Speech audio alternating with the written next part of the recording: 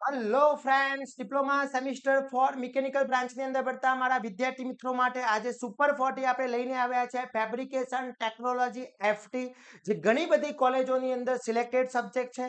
તો એ વિદ્યાર્થી મિત્રોને કે જે સિલેક્ટેડ સબ્જેક્ટ છે એના માટે સુપર 40 એવા ક્વેશ્ચન્સ હું અહીંયાથી પ્રોવાઈડ કરવાનો છું કે આટલા ક્વેશ્ચન્સ તૈયાર કરીને જશો એટલે 100% જીટીયુમાં પાસ તો થવાના જ છો, પણ જોડે જોડે સારા માર્ક્સ મેળવી શકો છો. તો વિદ્યાર્થી મિત્રો આ વિડીયોના એન્ડ સુધી જોડાતા રહેશો. ચેનલ ઉપર નવા હોય તો ચેનલને સબસ્ક્રાઇબ કરી દેશો, બેલ આઇકોન ઓન કરી દો જેથી નવા વિડીયો આવે તરત જ નોટિફિકેશન આવી જશે. વિદ્યાર્થી મિત્રો, વાત કરીએ આજના જે સુપર 40 ક્વેશ્ચન છે બહુ ઇમ્પોર્ટન્ટ છે, કારણ કે બધા જ ક્વેશ્ચન્સ તમે પ્રોપરલી તૈયાર કરશો એટલે આખું સબ્જેક્ટ તો તમારો કવર થઈ જશે અને સારા માર્ક્સ મેળવી શકો છો. આપણે એક વોટ્સએપ ગ્રુપ ચાલી રહ્યું છે, જો હજી સુધી વોટ્સએપ ગ્રુપની અંદર જોઈન નથી થયા તો ફટાફટ જોઈન થઈ જશો, જેની લિંક બાયોમાં મૂકેલી છે ત્યાંથી તમે જોઈન થઈ શકો છો અને સારી રીતના દરેક ઇન્ફોર્મેશન મેળવી શકો છો. અહીંયા જે એફટી સબ્જેક્ટના સુપર 40 બતાવેલા છે એ બધાના આન્સર ઇંગ્લિશ અને ગુજરાતી બંને મીડિયમમાં આપણા કોર્સની અંદર ઇન્ક્લુડ છે. કોર્સની લિંક બાયોમાં મૂકેલી છે, ત્યાંથી તમે કોર્સ પરચેસ કરી શકો છો અને દરેક તૈયારી કરી શકો છો. હવે એવા ક્વેશ્ચન જોઈએ કે જે ઇમ્પોર્ટન્ટ ક્વેશ્ચન છે અને સારા માર્ક્સ મેળવી શકીએ છે. તો પહેલા જ ક્વેશ્ચન છે કે એના ફૂલ ફોર્મ બતાવવાના છે. ચલો, આ બધા જે ફૂલ ફોર્મ છે એ ફૂલ ફોર્મ તમારે મને કોમેન્ટ કરવાના છે. જોઈએ કેટલા વિદ્યાર્થી મિત્રો કોમેન્ટ કરે છે અને કેટલા ફર્સ્ટ કોમેન્ટ કરે છે. આ બધા જ ક્વેશ્ચન્સ તમારે મને કોમેન્ટ કરવાના છે. તો તમારે 3 થી 4 અલગ અલગ ટાઈપના આઈએમપી અહીંયા છે કે એના ફૂલ ફોર્મ પૂછી શકે છે. પછી ફેબ્રિકેશન અને વેલ્ડિબિલિટીની વ્યાખ્યાયિત કરવાનું છે, મોસ્ટ ઇમ્પોર્ટન્ટ છે. ફેબ્રિકેશન વર્ક સાથે સંકળાયેલા કોઈ પણ 4 ઉદ્યોગોના નામ આપવાના પૂછી શકે છે. 10 મુખ્ય રાષ્ટ્રીય અને આંતરરાષ્ટ્રીય ફેબ્રિકેશન કંપનીઓની યાદી બનાવવાનું પૂછી શકે છે, મોસ્ટ ઇમ્પોર્ટન્ટ છે. પછી SMAW ઇલેક્ટ્રિક કોડ E 7018 નું હોદ્દો લખો શું છે એ સમજાવવાનું છે. પછી ડિફરન્ટ મેન્યુફેક્ચરિંગ અને ફેબ્રિકેશન વચ્ચેનો ડિફરન્ટ શું છે, different between manufacturing and fabrication, આ બંને વચ્ચેનો ડિફરન્ટ શું છે એ મોસ્ટ ઇમ્પોર્ટન્ટ ક્વેશ્ચન છે, ખાસ કરી લેજો. પછી WPQ પર ટૂંક નોટ લખવાનું પૂછી શકે છે, very and very most important છે. સુગર સ્કેચ સાથે ફોરવર્ડ અને બેકવર્ડ વેલ્ડિંગ ટેકનિક સમજાવવાનું પૂછી શકે છે, મોસ્ટ ઇમ્પોર્ટન્ટ છે. અથવા બંનેનો ડિફરન્ટ બી પૂછી શકે છે. આ જે ક્વેશ્ચન્સ અહીંયા હું બતાવું છું બધા જ ક્વેશ્ચન્સના આન્સર આપણા કોર્સની અંદર ઇન્ક્લુડ છે, ત્યાંથી તમે તૈયારી કરી શકો છો. પછી વિવિધ પ્રકારના વેલ્ડિંગ સાધાનું સુગર સ્કેચ દોરો, મોસ્ટ ઇમ્પોર્ટન્ટ છે. જુદા જુદા પ્રકારના વાલ્વનું વર્ગીકરણ કરો, એના સ્કેચ સાથે કોઈ પણ વાલ્વ સમજાવો. અહીંયા કોઈ પણ આપ્યું છે ત્યાં તમને સ્પેસિફાઈ બી પૂછી શકે છે. ઓકે, ખાસ કરી લેજો.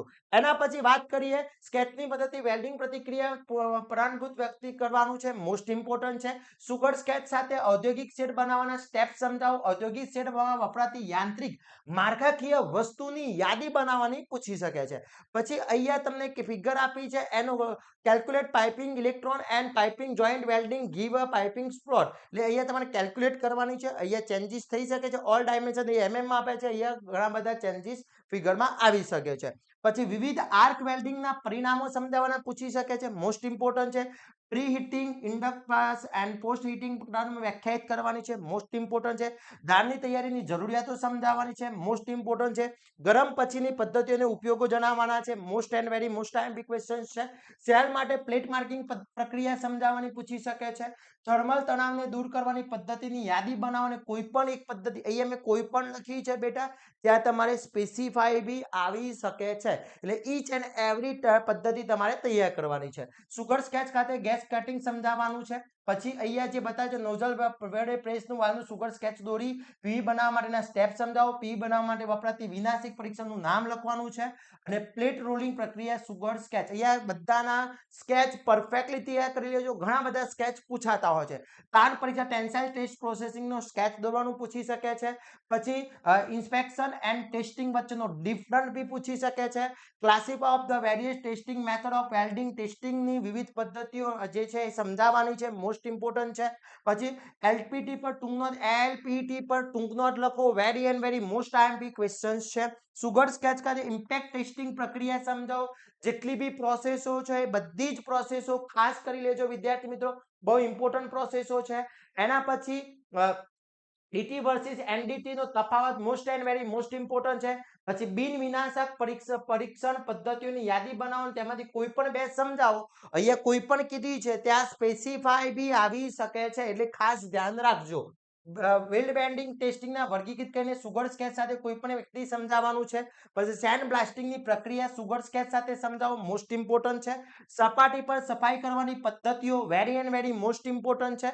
સપાટી પૂર કરવાની પ્રક્રિયા યાદી બનાવીને કોઈ પણ એક સમજાવો. સપાટી પરના રંગ આવરણની પદ્ધતિ જણાવો, તેમાંથી કોઈ એક સમજાવો. અને કટિંગ ડ્રાય ફિલ્ડમાં જાડાઈ માપવાની ટેકનિક સમજાવવાનું પૂછી શકે છે. એના પછી ટર્મ ઇન્સ્ટોલેશન અને ઇરેક્શન કમિશનર વ્યાખ્યા આપવાની છે, મોસ્ટ ઇમ્પોર્ટન્ટ છે. ઇરેક્શન એન્ડ ઇન્સ્ટોલેશન વચ્ચેનો તફાવત very and very most important છે. કોમન ફેબ્રિકેશન સ્ટ્રક્ચર માટે ઇરિગેશન પગલા જણાવવાના છે, very and very most important છે.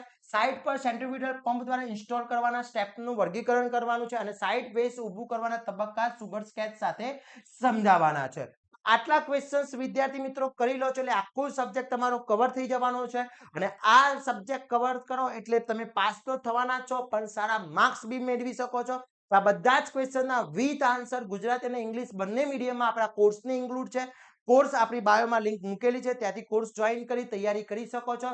અને વિદ્યાર્થી મિત્રો આ વિડીયોને તમારા ફ્રેન્ડ સુધી પહોંચાડી દેશો, જેથી દરેક વિદ્યાર્થી મિત્રો આની તૈયારી કરી શકે, ઇઝી પાસ થઈ શકે અને સારા માર્ક્સ મેળવી શકે.